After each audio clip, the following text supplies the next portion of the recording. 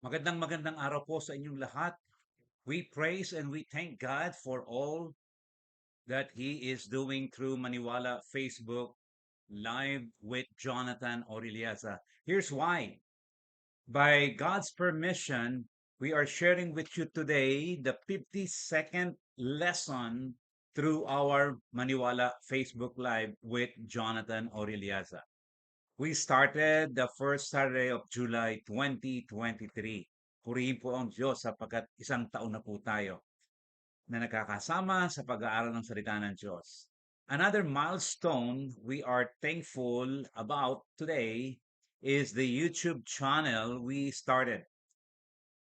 Ngayon po ay ina-upload na natin ang mga videos, but please bear with us. We are allowed only to upload a few videos per week, but as God permits, tayo po ay makakapag-upload ng mga videos sa mga susunod pang mga linggo. And so please subscribe. Isa pa rin pong bagay, Maniwala with Facebook Live with Jonathan Oriliasa is a growing community. Purihin po ang Diyos sa lahat ng kanyang ginagawa at sa lahat ng kanyang idinagdag sa ministry na ito. When we started, Sister Eden and I, right at the start, kami lang po dalawa with Pastor Julius Manuel as our tech person. Salamat po sa kanyang patuloy na pagsama sa amin. Simula ng pasimulan natin ang ministry na ito. And with him today is Brother Daniel Alpahora, who is helping us also behind the scene kapag wala po si Pastor Julius. And lately, Pastor Eric Robelo joined us to manage our YouTube channel. So, Maniwala Facebook Live with Jonathan Reliaza is now a growing community also. Pang-apat po, we thank God for all of you who have been a great encouragement to the ministry. Salamat po sa inyong patuloy na uh, pag-comment at pagbibigay ng encouragement upang magpatuloy ang ganitong mga gawain. Dahil lang po sa ating mga pinagpapasalamat na ito, may I invite you to pray right now, to praise and thank God sa lahat ng mga ginagawa niya sa buhay natin. Let's pray. Aming Ama, aming Diyos na makapangyarihan sa lahat, we honor you, we praise you for what you are doing through Maniwala Facebook Live with Jonathan Oriliasa. Salamat po sa isang taon na iyong pagpapala at patnubay at gabay sa pagtuturo ng iyong mga salita sa pamamagitan ng online or social media platform na ito. We thank you, God, for you have allowed us, you have permitted us, you have given us this great opportunity upang maihayag ang iyong mga salita at sa dakong huli, ang mga tao ay maniwala kay Jesus bilang tagapagligtas at Panginoon ng kanilang buhay. Kaya nga, Panginoon, ang aming dalangin, ikaw ang patuloy na maging sentro ng pag-aaral ng iyong mga salita sa pamamagitan ng social media platform na ito. At ikaw ang mataas, ikaw ang papurihan. At ang aming dalangin, ang inyong patuloy na gabay at subaybay, ang siyang igagawa niyo rin po sa pagpapatuloy ng ministeryong ito. Pinagpapasalamat ko po sa inyo ang lahat ng mga lalaki at mga babae na ginagamit mo sa programang ito, ang mga people behind the scene, and we also thank you, God, for all the encouragers na nagpapatuloy na sumuporta po at magbigay ng kanilang panalangin para sa ministeryo nito. We give thanks, we give glory in Jesus' name. Amen and amen. Purihin po ang Diyos. Please join me as we study today na isa pong bagong series na I would like to start.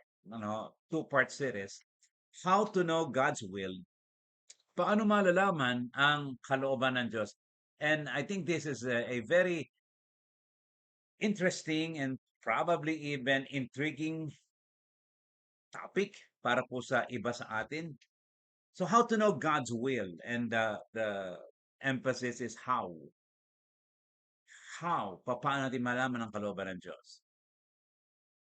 Let's give some scenarios. Isa pong babae ang nagtatanong kung bakit binigyan siya ng isang asawang lalaki na alcoholic o mahilig uminom ng alak at patuloy at palaging nagbibigay sa kanya ng problema.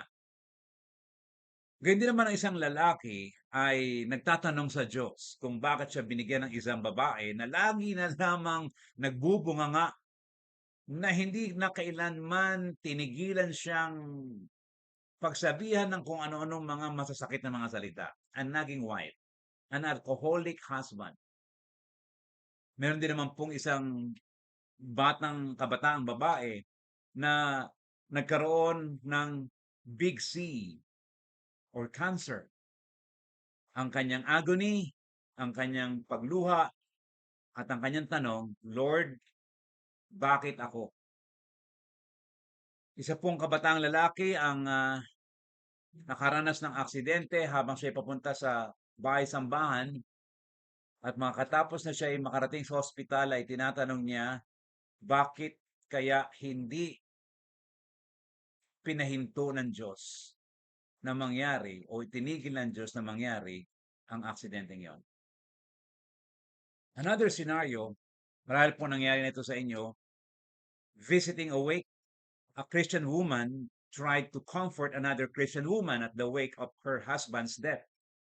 Isang babae na nakikiramay sa isang kapwa babae na nabalo, namatay ang asawang lalaki.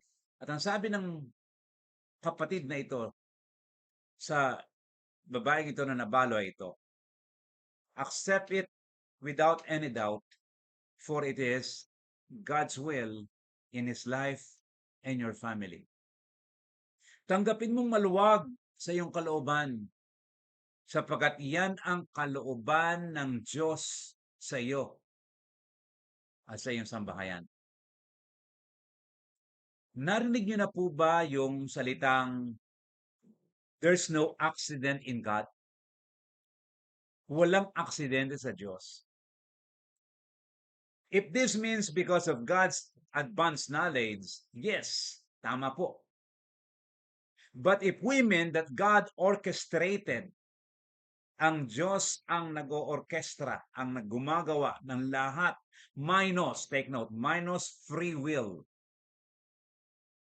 Question, you mean everything is determined or caused by God? At yung pong ating mga senaryo na pinag-usapan, different scenarios about doon sa nagkaroon ng alcoholic husband, nagkaroon ng nagging wife, kabataang nagkaroon ng aksidente, namatay, at sinabing, tanggapin mong maluwag, yan ang kalooban ng Diyos. The question is, anong ibig sabihin ng mga salitang yan? Kapag narinig natin yung salitang iyan ang kalooban ng Diyos, ano ang ibig sabihin nito? Ang Diyos ang may kagagawa na magkaasawa ang babaeng ito ng isang alcoholic? Ang Diyos ang dapat sisihin? Ang lalaking ito ay nahihirapan dahil sa kagagawa ng Diyos na bigyan siya ng magagalitin at masalitang asawa? Ang Diyos ang may kasalanan? Ang Diyos ang may kagagawan? Ang Diyos ang may kagagawa na magkasakit ng cancer ang isang kabataang babae?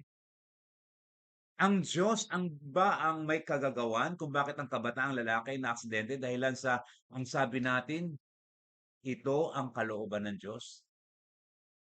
Yun po ba ang sinasakop ng kalooban ng Diyos? Ano ang ibig sabihin natin, yan ang kalooban ng Diyos?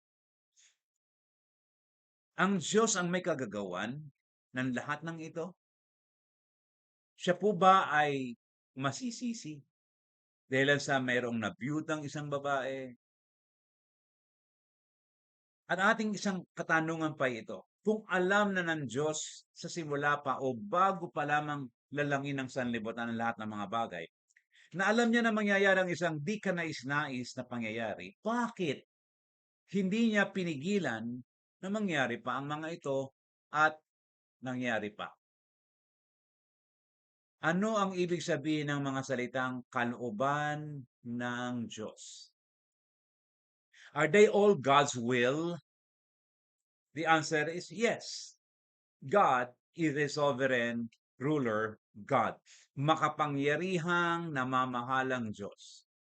Yes, they are God's will. Take note, but not in the same sense or in the same way. Kinakailangan po magkaroon ng difference. Kinakailangan magkaroon po ng kaliwanagan. Oo, kalooban ng Diyos ang lahat, but not in the same sense, but not in the same way. There are three ideas concerning God's will, mga kapatid. Ang tawag po ng iba dito ay purposive, nilalayo ng Diyos; receptive, ninanais kaya iniutos; at pangatlo, permissive, pinahihintulutan o pinapayagan. Ito po ang isang ideya o tatlong ideya ng tinatawag nating kalooban ng Diyos. Nilalayon, ninanais kaya iniutos, pinahihintulutan. Kinakailangan pong maging maliwanag sa atin kung ano yung salitang kalooban ng Diyos. Kasi hindi po lagi ito pare-pareho in the same sense. Hindi po pare-parehong idea ng God's will. Kaya dapat po nating unawain kung ano ang ibig sabihin kapag narinig natin yung salitang ito ang kalooban ng Diyos and ito ang ninanais ng Diyos.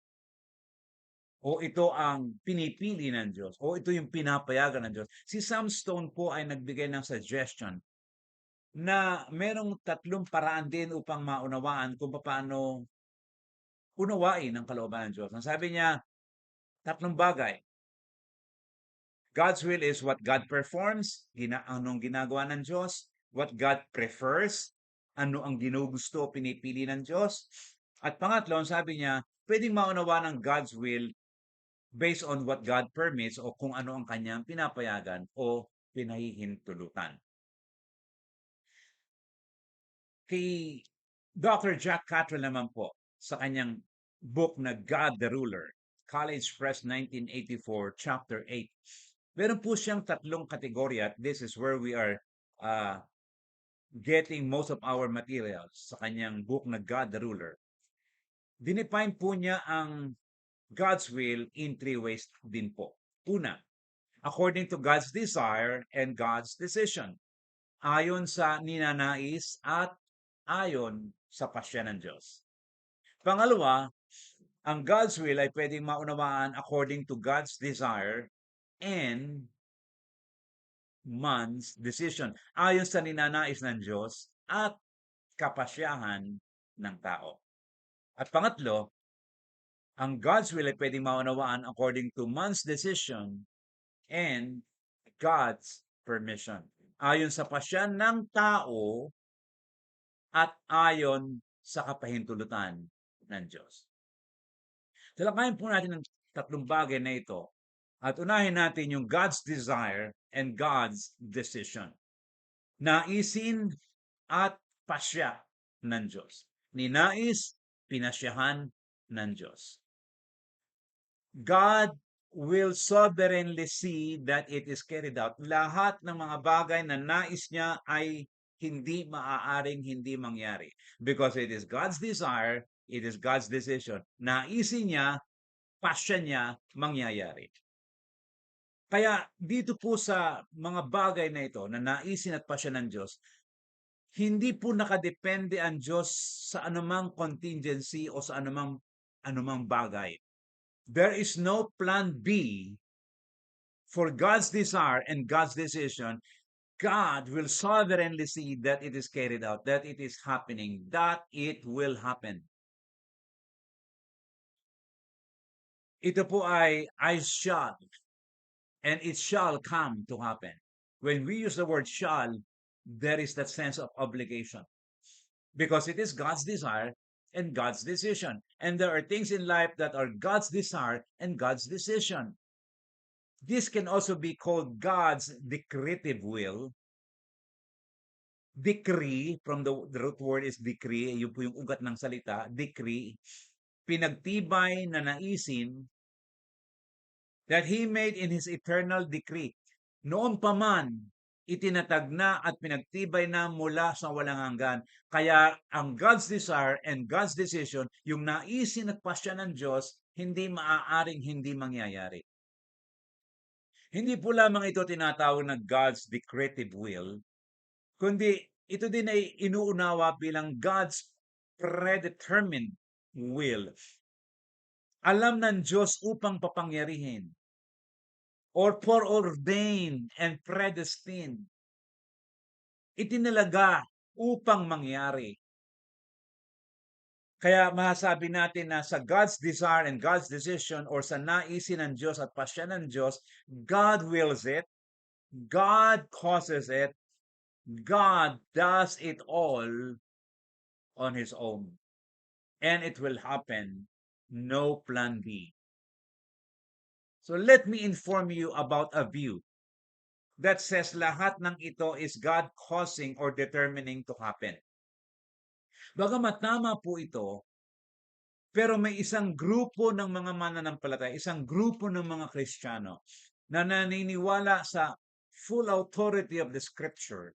Naniniwala sila sa Diyos ng Biblia, pero ang kanilang paniniwala at ang grupong ito ay komprehensibong naniniwala that God is causing or determining everything, all-encompassing. Everything is God causing it to happen, God determining it to happen. Ang tawag po dito ay determinist view. Hindi ko po alam kung tama ang aking magiging pagtatagalog. Tadhana. Pagpaumanin po ninyo kung hindi po yun ang tamang Tagalog sa determinist. Determinist view is itinadhana, tadhana o itinalaga. Ang grupo pong ito ay tinatawag din na may paniniwalang theistic determinism. Theistic determinism. Tadhana o itinalaga ng Diyos o itinadhana ng Diyos. Now, if you think that the word tadhana doon po sa determinist view ay mali ang pagkakasalin sa Tagalog, let me know and I will humbly accept the suggestion. So may sagot sa lahat ng katanungan.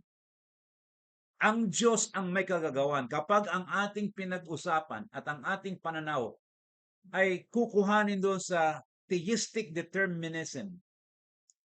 Isang grupo ng mga mananampalataya na naniniwala God is causing and God is determining everything to happen.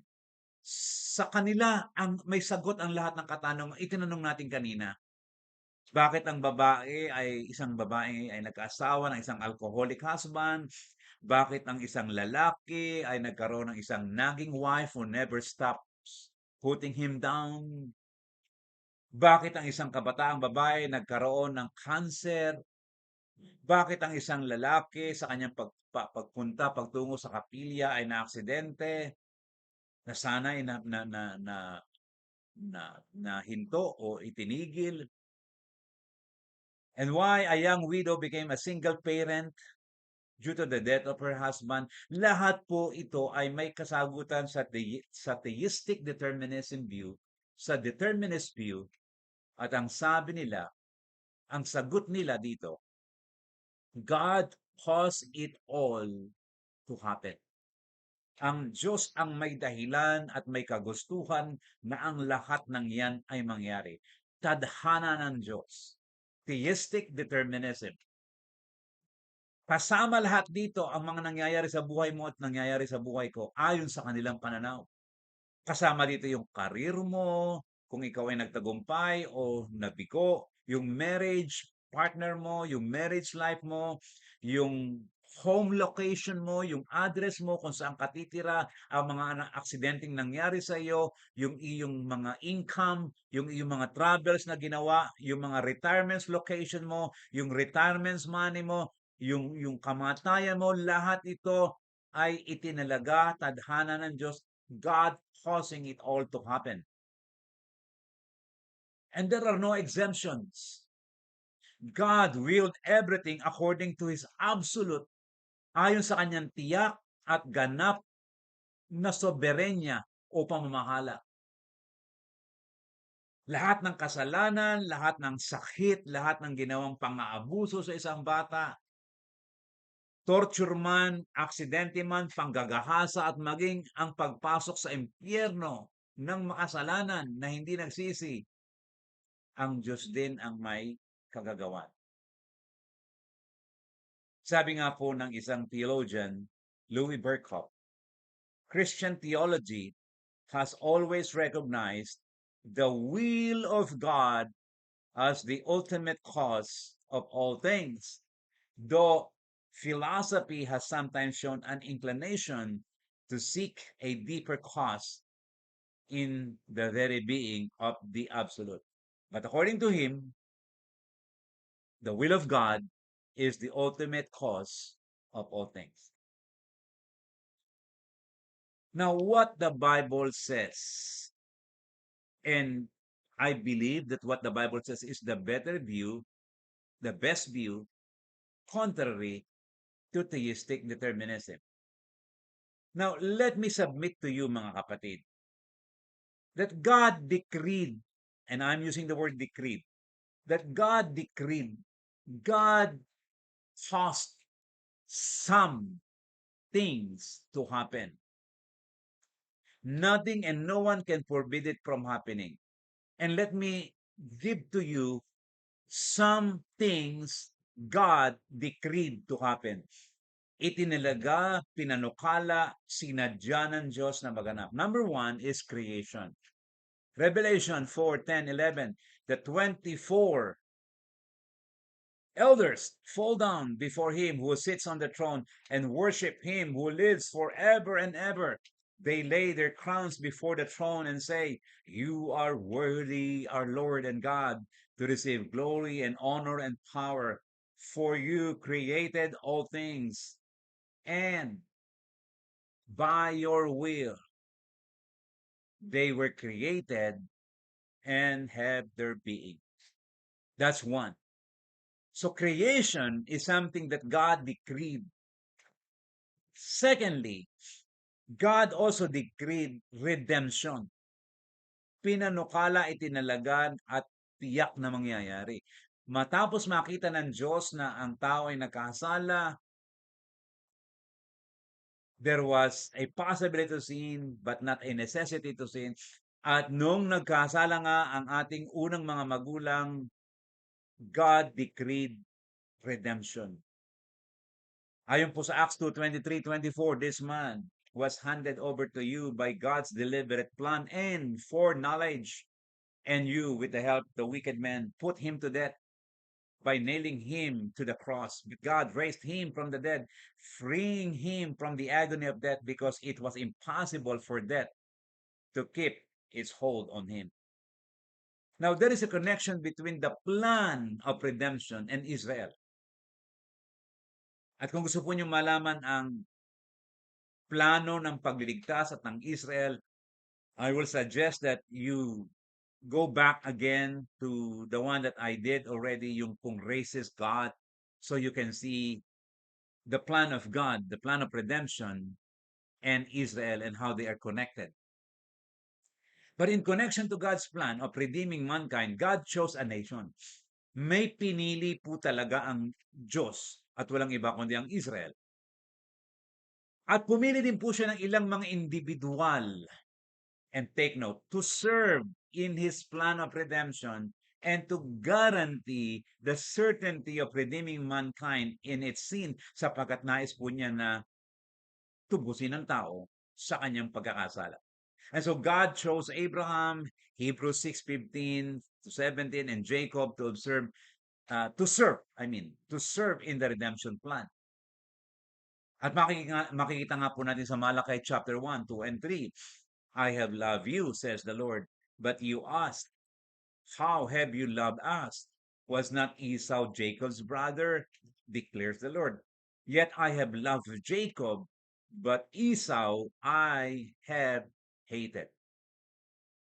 Now, some Christians and some teachers of theology will say, well, see, talagang merong individual predestination because he loved Jacob and he hated Esau. But it has nothing to do with salvation, but it has something to do with serving in order to make sure that there is a certainty of redeeming mankind. Matitiyak ang pagligtas ng Diyos sa sanlibutan sa paggamit niya ng isang bansa, walang iba kundi Jacob na naging Israel. Kaya nung ang Israel ay magkasala at sila'y dalhin sa pagkabihag sa Babylonia. Sa Jeremiah 29:10 and 11 ay ganito ang sinabi ng Diyos, sapagkat may plano siya sa Israel, that the Messiah will be coming from this nation. Nung sila'y mabiyag sa pagkakasala na tila na nadidefeat na ang layunin ng Diyos, ito ang sabi ng Diyos. This is what the Lord says. When 70 years are completed for Babylon, I will come to you and fulfill my good promise to bring you back to this place. For I know the plans I have for you, declares the Lord, plans to prosper you and not to harm you, plans to give you hope and a future. This is God's word. Ito ang salita ng Diyos, pangako ng Diyos sa Israel nang sila'y nasa Babylonian captivity, na God's plan will not be frustrated. You will continue to serve, to be the vehicle of the Messiah, of the coming Messiah, upang magligtas sa kasalanan ng sanlibutan. So when it comes to God's desires and God's decision, there are only two that fall into this. Ano po yung dalawa lamang? Creation and redemption. Dalawa lamang po. This both fall under God's decretive will. And so we do not conform and we do not agree that God's desires and God's decisions, it talks about everything. No. Kung meron man pong God's desires and God's decisions, it only refers to two things: the creation of mankind and the redemption of mankind, sapagkat nagkasala ang tao. Let's go to the second category of God's will upang maunawaan natin kung anong kalooban ng Diyos. Kanina sabi natin ay God's desires and God's decision. Yung pangalawa po, God's desire and man's decision. Ninanais ng Diyos, subalit kapasyahan ng tao o ang tao ang nagpapasya. Maraming naisin ng Diyos, gayunpaman hindi niya ito ginagawa, sapagkat hinahayaan niya na ang tao na binigyan niya ng free will ang magpasya o mamili sa mga bagay na ito. May isang grupo na naniniwala,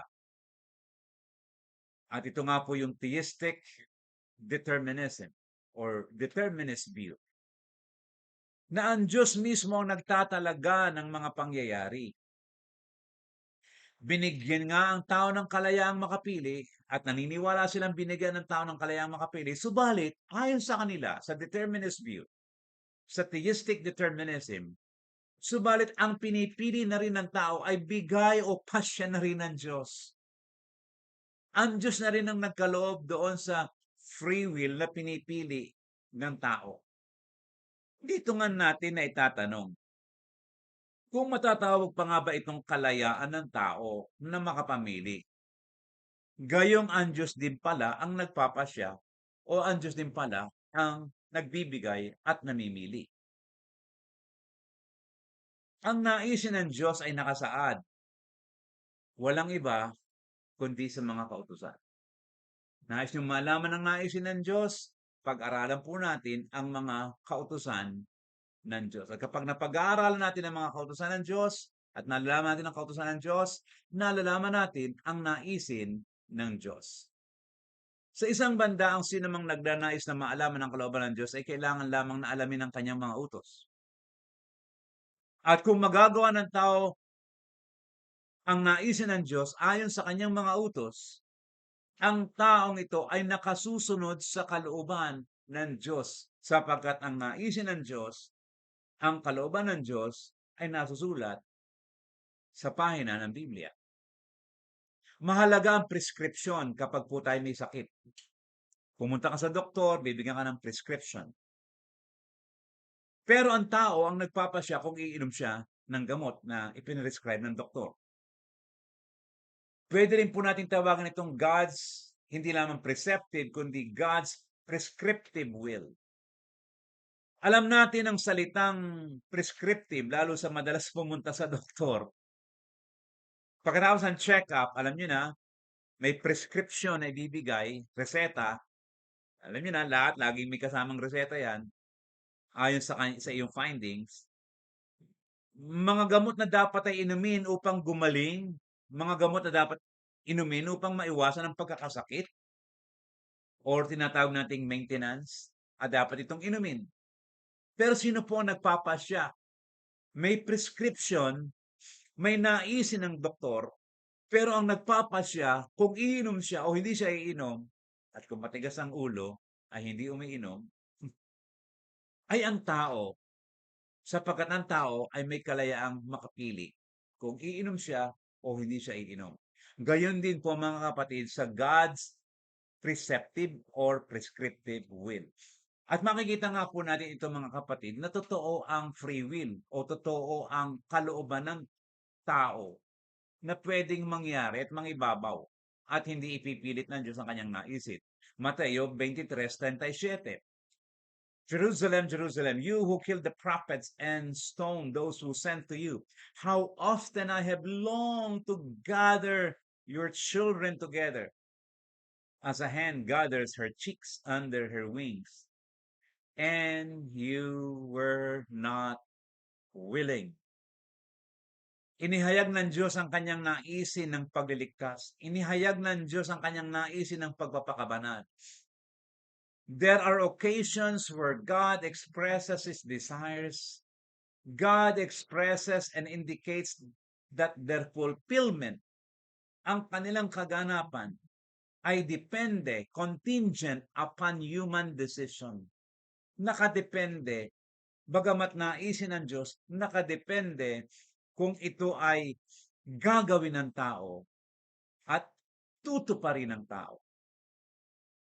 1 Thessalonians 4:3, Unang Tesalonica 4:3, it is God's will, desire, that you should be sanctified, na kayo magiging banal, that you should avoid sexual immorality, and you can read hanggang verse 7. That is God's will. Pero sino po magpapasya kung tayo ay gagawa ng bagay na mabuti o masama? Tayo ay gagawa ng mabuti ayon sa kapangyarihan at nais ng Espiritu sa buhay natin, but we are also free at the same time, we are also free to make the decision alongside with the Holy Spirit. We can hurt the Holy Spirit, we can grieve the Holy Spirit, or we can just obey the leading of the Holy Spirit. But we have the freedom to choose. 2 Peter 3:9. The Lord is not slow in keeping His promise, as some understand. Slowness. Instead, He is patient with you, not wanting, yung pong not wanting dyan ay purposing, not purposing anyone to perish, but everyone to come to repentance. Ang nais ng Diyos ay hindi maparusahan ng sino man, kundi ang kanyang nais, ang lahat ay magsisi. Kapag ang isa pong tagasunod ni Jesus ay nagkukulang sa kanyang pagpapakabanal at hindi siya po umuunlad, lumalago sa kanyang spiritualidad.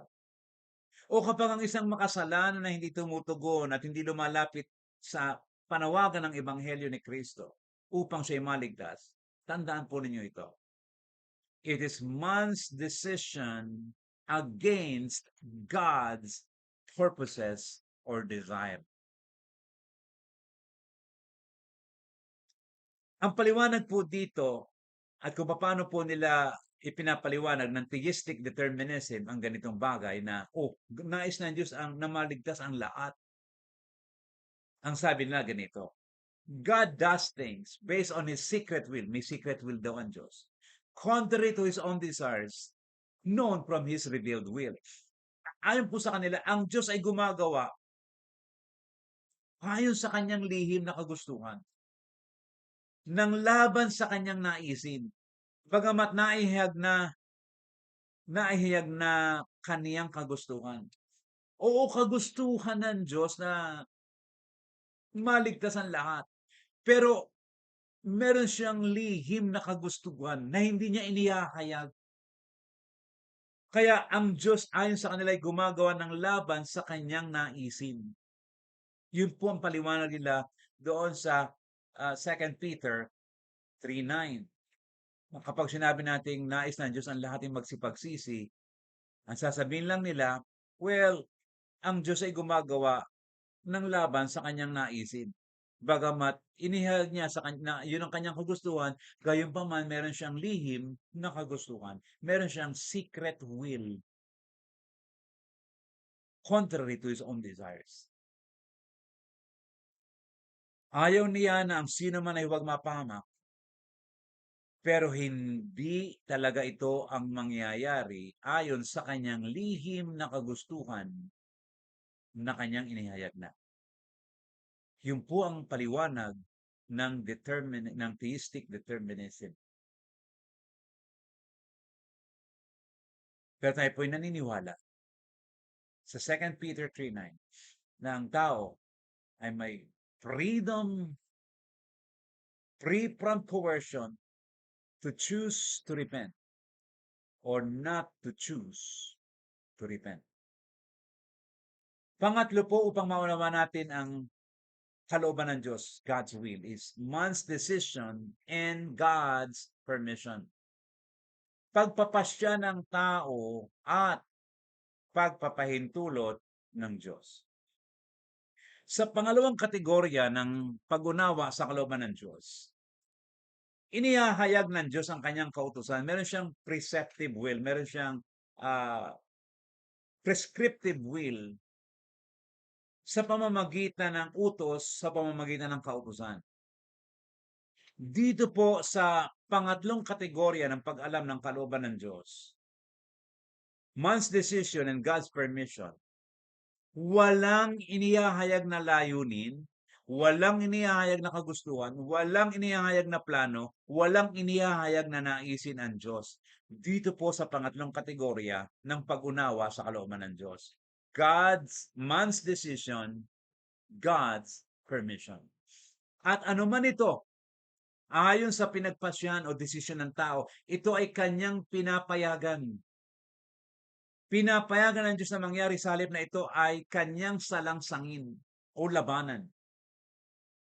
In this category, God has expressed no desire, no preference, things which we sometimes call matters of opinion or preference. Mga bagay na matters of opinion, ikaw na lamang ang magpasya patungkol sa bagay na yan. May mga tagapagturo o mga tagasunod ni Jesus na tinatawag nga po natin na theistic determinism, pananaw. Determinist view, na hindi matatanggap ang pangatlong ito na kategorya patungkol sa kalooban ng Diyos. Man's decision, God's permission. Ayon sa kanila at sa kanilang pananaw at paniniwala, hindi ito ang Diyos ng Biblia na nalilimitahan o sumusunod at umaayon lamang sa pagpapasya ng nilalang sa halip na ang masunod ay ang kapasyahan ng manlalalang. Mahinang pananaw ito patungkol sa kung sino ang Diyos ayon sa kanila. But the Bible shows God would permit or not permit something to happen. Kapag binasa mo ang Biblia, makikita natin mga kapatid na mayroong pinapahintulot at pinapayagan ng Diyos at mayroong hindi siya pinapayagan ayon sa kalooban at pamimili ng tao. 1 Corinthians 16:5-7. After I go through Macedonia, I will come to you, for I will be going through Macedonia. Perhaps I will stay with you for a while, or even spend the winter, so that you can help me on my journey wherever I go. For I do not want to see you now and make only a passing visit. I hope to spend some time with you if the Lord permits. Epitrepo. Hebrews 6:1-3. Therefore, let us move beyond the elementary teachings about Christ and be taken forward to maturity, not laying again the foundation of repentance from acts that lead to death and of faith in God, instruction about cleansing rites, the laying on of hands, the resurrection of the dead, and eternal judgment, and God permitting, we will do so. There are things we decide about that God does not have any plan. God does not have any choice. God does not have any decision or plan. In the first place, wala. Wala. Mga bagay na pinagpapasyahan ng tao na walang plano, desisyon, pagkapili ang Diyos. Whether you're going to eat either pork or chicken for lunch, is your choice. Not something God has to decide. Of course, He knows already what you would choose. Alam niya kung ang kakainin mo ngayong lunch or ngayong dinner ay pork or chicken or gulay. But ang pag-alam ng Diyos ay hindi nangangahulugan na pagtatalaga na ito na o itinatalaga na ng Diyos na ito ang mangyayari sa iyo sapagkat sa totoo po ang tao pa rin ang pipili at pumipili. At binigyan ng Diyos ng kakayanang makapamili. Bagamat siya'y makasalanan at nagkakasala. But He is not totally na walang kaalaman at kamalayan para piliin pa rin kung ano ang mabuti. Other believers would insist that even the food you choose to eat for lunch or dinner is God's decision, God's desire, on your free will decision. Ang tao ay may free will ayon sa kanila, pero ang Diyos din ang nagtalaga ng pipiliin mo. Kaya ka nakapili at may pinili sapagkat ang Diyos, ayon sa kanila, sa determinist view, sa theistic determinism, ang Diyos pa rin ang pumili sa pinili ng iyong kalayaang makapamili. Ang Diyos pa rin ang pumili. We disagree that even what kind of drinks we will choose, what food we will eat, is something God chose in the eternal past for you. Again, God, in His advanced knowledge, knew it, and He permits it. God may permit us to carry them out without Him interfering on our decision. Hindi siya papasok upang sawatain ang iyong desisyon kung kakain ka ng pork or chicken today. But if for any reason God thinks it would be best to intervene, He will prevent it in different ways, for we are only, take note, relatively independent. In contrast to absolutely independent, we are only relatively independent as far as God's sovereignty is concerned.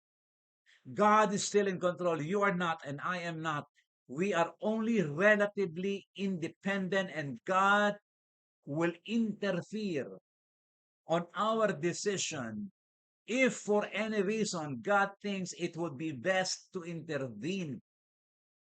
But this is not the day-to-day thing. Only if God would like to accomplish something. So God reserved His rights, being the ruler of all things and in all things, to intervene when it can and will accomplish His purpose. He permits us to choose or use our free will when it comes to decision making. Kaya ito pong itong kategoryang ito ng knowing God's will. Man's decision, God's permission, ay hindi tinatanggap ng ibang mananampalataya.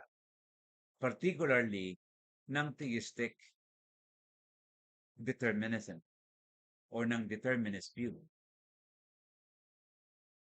And so let's take for example, who are you going to marry? Sino ba ang iyong dapat pakasalan? God's principle is this. General principle, do not be unequally yoked. Now, if you follow God's principle, you can marry anyone. Nagawa mo na yung principle na do not be unequally yoked. Then after that, you can marry anyone. You can marry a white, black, man, woman, short, tall, rich, poor, handsome, ugly. Nasa inyo yun, pamimili. In our example, marrying an alcoholic man and a nagging wife, it is God's permission. You made the decision. God permitted it.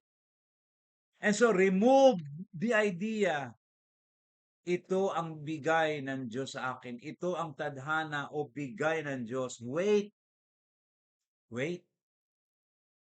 God permitted it, but you decided it. Ikaw ang pumili. Hindi, it is not necessarily God's desire and God's decision. It is man's decision, God's permission. And God will not intervene on what you choose to eat each day, whether it is high in sugar or high in cholesterol or low protein or vegetable and water only. Simply, ganun lang, kasimple. Of course, God would answer your prayer if you would ask His help to give you wisdom and help you control your eating habits. Panginoon, bigyan po ko ng control upang makain ko ang dapat kong kain na tamang kainin. Pero tandaan po natin, there is that aspect of God of God's will na man's decision and God's permission, and we should not be blaming God at all. Even death and the reason people die is a result of sin. Genesis chapter 3.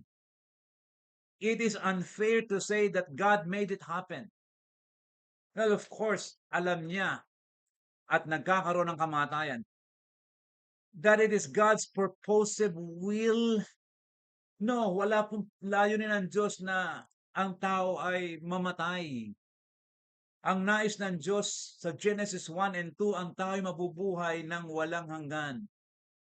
Yes, there was a possibility to sin, but not a necessity to sin in Genesis 1 and 2. And so death was not on the plan.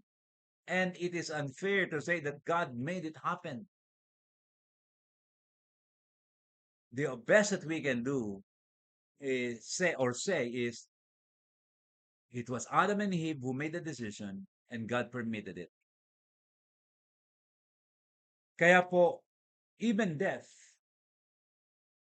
is not a part of purposive will, God's desire, God's decision. Death is a penalty.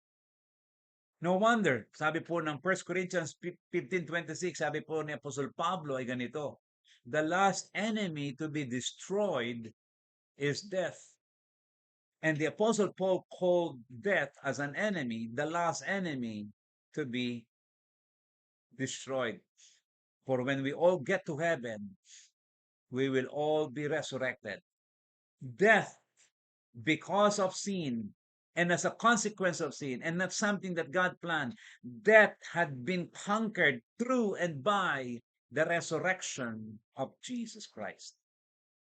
So, next time you visit a wake, dadalaw po kayo. Don't tell someone, kapatid, tanggapin mo ng maluwag at yan ang gusto ng Diyos. May I say that better than saying something, just feel, sit down and feel with them. Don't say anything is a better decision. So in summary, let me remind you of what the will of God is. Ano po yung kalooban ng Diyos? Tatlong kategorya according to God's desire and God's decision, ayon sa ninanais at pasya ng Diyos. At dalawa lamang po ito, hindi lahat. Creation and redemption.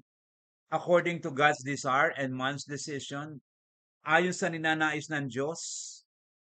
Pero ang tao ang magpapasya kung susundin niya ang kalooban niya o hindi. God's desire, man making the decision. And thirdly, according to man's decision and God's permission. Ayon sa pasya ng tao, walang choice ang Diyos, pahintulot lamang niya ang kanyang ibibigay.